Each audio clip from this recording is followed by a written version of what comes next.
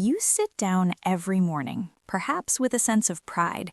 You've chosen the healthy option, a bowl of heart-healthy cereal, a glass of orange juice, maybe a piece of whole grain toast with a little jam. You've been told for decades that this is the breakfast of champions. But what if I told you that this exact meal, the one sitting on your table right now, is sending a shockwave through your system? What if I told you that while you're swallowing that last bite, your body is frantically trying to manage a massive spike in insulin that is quietly, invisibly, damaging your arteries and starving your nerves? I am Dr. Lucia Herrera, and at Comprehensive Endocrine Health, I see the aftermath of this healthy breakfast every single day. I see patients who do everything their doctors tell them. They take their pills, they watch their salt, yet they wake up feeling exhausted. They feel a strange tingling in their feet, or they notice their blood pressure numbers creeping up even though they haven't changed a thing. Most doctors will tell you it's just part of getting older. They'll give you a pat on the back, a new prescription, and send you on your way. But today, I'm going to tell you the truth that the institutional medical system doesn't have the time to explain.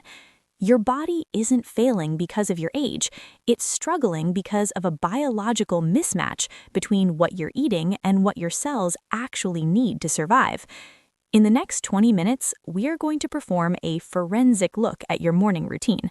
I'm going to show you how a common breakfast creates sugar rust in your veins, how it locks your kidneys into a cycle of high blood pressure, and, most importantly, the simple, inexpensive swaps you can make tomorrow morning to start reversing the damage. Stick with me until the end, because the final health food on my list is something 99% of you are eating completely wrong, and fixing it can ignite your memory and energy in less than 30 days. Section 1. The Insulin Trap, 2:30 to 7. Dr. Lucia Herrera. Before we talk about the food, we have to talk about the master switch in your body, insulin. Think of your body like a high-performance engine. Insulin is the fuel regulator. When it works, your energy is stable, your mind is sharp, and your heart is protected. But after age 60, the way your body processes fuel fundamentally changes. Your engine has more miles on it, your kidneys filter more slowly, and your inflammation pathways respond differently than they did when you were 40. When you eat a typical breakfast of refined carbohydrates, like that cereal or toast, it hits your bloodstream like rocket fuel. Your pancreas pumps out insulin to clear the sugar. But here is the part nobody tells you. High insulin is a signal to your kidneys to stop releasing sodium. Most people are told to cut salt to lower their blood pressure. You've probably tried it. You've eaten the bland food, you've hidden the salt shaker, and yet the numbers don't budge. Why? Because the insulin from your breakfast is telling your kidneys to recycle every single grain of salt in your body. You aren't salt sensitive, you are insulin resistant. Your kidneys are locked in a retention mode because of your breakfast. But it gets worse. This constant flood of insulin and sugar creates something I call sugar rust. I want you to visualize a raw egg. The white is clear and runny. Now imagine cracking that egg onto a hot sidewalk. It turns white, hard, and crispy.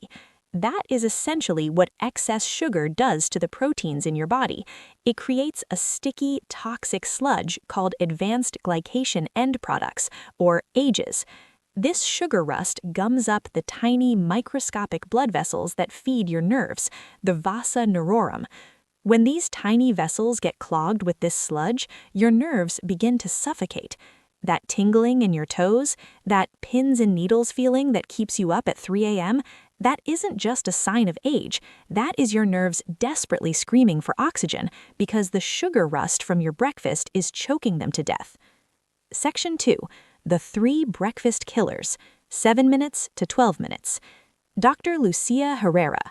Now let's get specific. There are 3 things in your kitchen right now that are the primary drivers of this insulin spike. Number 1, fortified cereals and refined grains. You see the word fortified and you think healthy, but most of these cereals are loaded with refined white flour and hidden sugars. Even worse, the vitamins they fortify them with are often the cheapest, most useless forms. For example, they add thiamine hydrochloride, vitamin B1, but as you age, your stomach acid declines, making it nearly impossible to absorb this water-soluble B1. You're eating the cereal, but the nerve-protecting nutrients are just passing straight through you, while the sugar is staying behind to cause damage. Number 2. Fruit juice. I call this liquid sugar. When you drink orange juice, you're getting all the sugar of 4 oranges with none of the fiber to slow it down. It spikes your insulin faster than a soda. This spike destroys a microscopic layer inside your arteries called the glycocalyx. Think of the glycocalyx like a non-stick coating on a frying pan. When you drink that juice, it's like pouring acid on that coating. Once the non-stick layer of your arteries is gone, cholesterol and inflammation can stick to the walls, leading to the rigid, bone-like arteries I see in surgery. Number 3. Processed vegetable oils. Check your labels. Are you cooking your eggs in canola, soybean, or corn oil? These aren't made from vegetables. They're extracted from seeds using high heat and chemical solvents. After age 60, these oils trigger a chronic, silent inflammation in your arterial walls. They compete with your heart medications, making them work at only a fraction of their intended capacity. You might be taking your blood pressure pill faithfully, but the oil in your breakfast is working against it every single day. Section 3. The Recovery Protocol, 12 minutes to 16 minutes. Dr. Lucia Herrera. I know this sounds heavy. It might even feel like everything you've been doing is wrong, but I want you to take a deep breath. Catching this today means you can fight back. Your body is a miraculous machine, and it can repair this structural damage if you give it the right building blocks. Let's talk about what you should be eating to flip the metabolic switch from damage to repair. Step 1. The morning drink. Before you have your coffee, I want you to drink a glass of warm water with a teaspoon of turmeric, a pinch of black pepper, and a squeeze of lemon. The curcumin in turmeric is a master anti-inflammatory that inhibits the molecules triggering damage around your nerves and arteries. The black pepper increases its absorption by 2,000%. This opens the gate for healing before you even take your first bite of food. Step 2. The fiber swap. Instead of that cereal, I want you to use ground flaxseed. 1 tablespoon stirred into full-fat Greek yogurt or a small bowl of berries. Flaxseed is one of the richest sources of ALA, which calms the chronic inflammation driving joint pain and brain fog. It also contains lignans that help stabilize your blood sugar, preventing that insulin spike that locks your kidneys. Crucial tip: it must be ground.